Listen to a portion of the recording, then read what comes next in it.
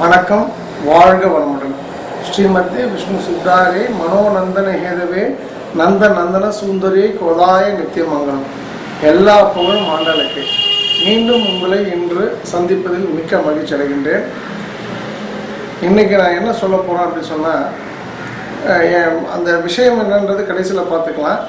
என் லைஃப்பில் சமீபத்தில் நடந்த ஒரு முக்கியமான நிகழ்வு அது. என்ன அப்படின்னு சொன்னால், என்னோட டொயோட்டோட காரில் நானும் என்னோட டிரைவர், என்னோடய செக்ரட்டரி ஒருத்தர் 3 பேரும் ஒரு கிளைண்ட்டை பார்க்க அடையாறு வரைக்கும், சென்னை அடையாறு வரைக்கும் போயிருந்தோம்.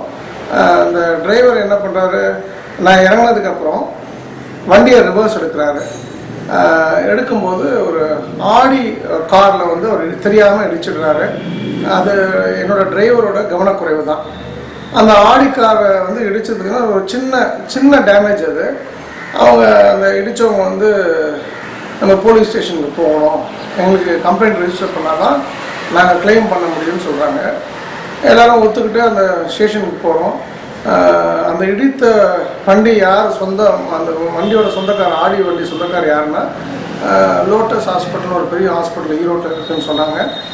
திமுகவில் ஒரு பெரிய அமைப்பு செயலாளர், அவங்களோட சம்பந்தி கல்யாண சுந்தரம், அவரோட வண்டின்னு சொல்லிட்டு அவங்க யாரும் எந்த கரெக்டாக பண்ணல தெரியும். நாங்களும் அக்செப்ட் பண்ணிக்கிட்டோம், எங்கள் டிரைவர் மிஸ்டேக் தான், என்ன லீகலாக பண்ணணுமோ என்ன நாங்கள் பண்ணணுமோ அதை நான் பண்ணி கொடுத்துருவோம்னு சொல்லிட்டு தான் அங்கே போனோம்.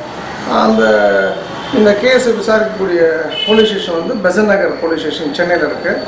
அவங்க என்ன பண்ணாங்க, இது பெரிய இடத்து வண்டி அப்படின்னு சொல்லிட்டு அவங்கள உடனே வழியில் வெளியே அனுப்பிச்சிட்டு எங்ககிட்ட நீங்கள் இப்போ எங்களுக்கு இந்த கேஸ்க்கு 12,500 நீங்கள் லஞ்சம் கொடுக்கணும் அப்படின்னு சொல்லி கேட்டு வாங்கிட்டாங்க. அது ஒரு சின்ன விஷயம். என்னென்னா, அந்த ஆடி வண்டி இடித்ததுக்கான டேமேஜ் கிளைம் பார்த்திங்கன்னா ஒரு 50,000 விஷயத்தை அவங்க எல்லா டேமேஜையும் சேர்த்து 1.5 லட்ச ரூபான்னு சொல்லி நான் சொல்லி ஒரு பில் எடுத்துகிட்டு வரும்போது, அப்போது ஆடிக்கார் டேமேஜ், நீங்கள் ஆடிக்கார் இடித்து தான் பெரிய தப்புன்ற மாதிரி எங்கிட்ட பணம் வாங்கிட்டாங்க.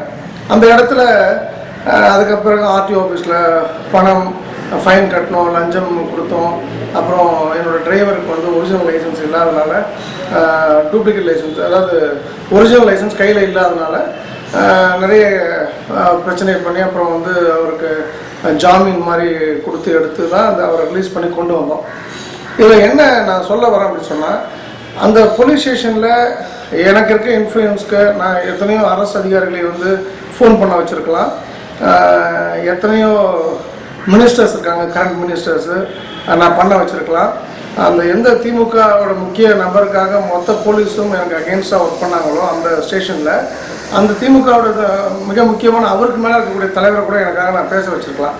பட் அதை நான் பண்ணலை. காரணம், நான் எங்கேயோ ஒரு இடத்த தப்பு பண்ணியிருக்கேன், தவறு பண்ணியிருக்கேன், ஏதோ ஒரு தவறான வழியில் பணம் சம்பாதிச்சிருக்கணும். என்னோடய கர்மாவை அந்த போலீஸ்காரர்கள் எடுத்துக்கிட்டாங்க லஞ்சம்ன்ற பேர்ன்றதுனால நான் அந்த இடத்துல எந்த ஃபைட்டும் பண்ணலை. அந்த விஷயத்தை நான் மேலதிகாரிகள் கவனத்துக்கும் கொண்டு போகலை. அவங்க கேட்ட லஞ்ச பணத்தை என்னுடைய செக்ரட்டரி ஒரு மீடியேட்டர் மூலமா கொடுத்து அந்த வண்டியை எடுத்துகிட்டு வந்துட்டோம். அப்போ இந்த இடத்துல நான் என்னோடய டிரைவர் நான் எதுவுமே அவர்கிட்ட கோவப்படல, எதுவுமே அவர் ஏன் அப்படி பண்ணலாம் நான் கேட்கல. நான் பாட்டு காரில் உட்காந்துட்டு அவர் எல்லாத்தையும் முடிச்சுட்டு நாங்கள் வீட்டுக்கு திரும்பும்போது வண்டி சாவி கொடுத்துட்டு டிரைவர் ஒவ்வொன்று ஆறாரு. என்ன அப்படின்னு கேட்டால், அவர் என்கிட்ட சமீபத்தில் தான் சேர்ந்த டிரைவர். இதே மற்ற ஓனர் அப்படின்னு சொல்லியிருந்தாங்கன்னா, நான் வேறு 30 வருஷமாக வண்டி ஓட்டுறேன், என்னை கண்ணாமண்ணா அசிங்கமாக திட்டிருப்பாங்க, கேவலப்படுத்திருப்பாங்க, சம்பளத்தை பிடிச்சிக்கிறேன்னு சொல்லியிருப்பாங்க. நீங்கள் இது வரைக்கும் அந்த ஆக்சிடெண்ட் ஏன் நடந்தது, எப்படி நடந்ததுலாம் கேட்குறேன். நீங்கள் என்ன சொன்னீங்கன்னா, இனிமேல் பார்த்து போப்பா, வண்டிக்கு எதானாலும் பிரச்சனை இல்லை, அந்த வண்டி இடிச்ச இடத்துல ஒரு குழந்தை இருந்ததுன்னா ரிவர்ஸ் எடுக்கும்போது அந்த உயிரை நம்ம திருப்பி கொடுக்க முடியுமா, நீங்கள் அட்வைஸ் பண்ணுங்கள் சார், என்னை தயவுசெய்து வேலையை விட்டு எடுத்துடாதீங்க, என் லைஃபு நான் ஓட்டுற வரைக்கும், கண் பார்வை ஓட்டுற வரைக்கும் உங்கள் கூட தான் நான் டிரைவராக இருக்கணும்னு சொல்லிட்டு ரொம்ப நெகிழ்ந்து போய் அழுது சொன்னப்போ, எனக்கே தெரியாது, எப்போவுமே கோவப்படக்கூடிய நான் அந்த இடத்துல ரொம்ப சாஃப்டாக போனதுனால எவ்வளோ பெரிய நல்ல விஷயம், நமக்கு ஒரு நம்பிக்கையான ஒருத்தன் கிடைச்சிருக்கான்றது தான் உங்களுக்கு நான் சொல்லக்கூடிய செய்தி. அப்போது லஞ்சம் கொடுத்தேன், கார் இடிச்சது, அது விஷயம் அல்ல. மன்னிக்கிற குணம், நம்ம தெரியாமல் பண்ணிட்டேன்ற இடத்துல அது தெரிஞ்சே பண்ணியிருந்தாலும் மன்னிக்கக்கூடிய குணம் ஒவ்வொருத்தருக்கும் அவசியம் என்பதுதான் நான் சொல்லக்கூடிய இன்றைய கருத்தாகும். இந்த மன்னிக்கக்கூடிய குணம் வரும்போது நீங்கள் எந்த அளவுக்கு மன்னித்து உங்கள் லைஃப்பை நடத்துகிறீங்களோ அந்த அளவுக்கு ஒரு நல்ல வாஸ்துபடி வீடு கிடைக்கின்றது என்னுடைய கண்டுபிடிப்பு அப்படின்றத தாழ்மையோட சொல்லிக்கிறேன். மீண்டும் உங்களை சந்திக்கிறேன். ஸ்ரீமத்திய விஷ்ணு சித்தாரே மனோநந்தன ஏதுவே நந்த நந்தன சுந்தரே கோதாய நித்தியமங்கலம். எல்லா புகழும் ஆண்டாளுக்கே. நன்றி, வணக்கம்.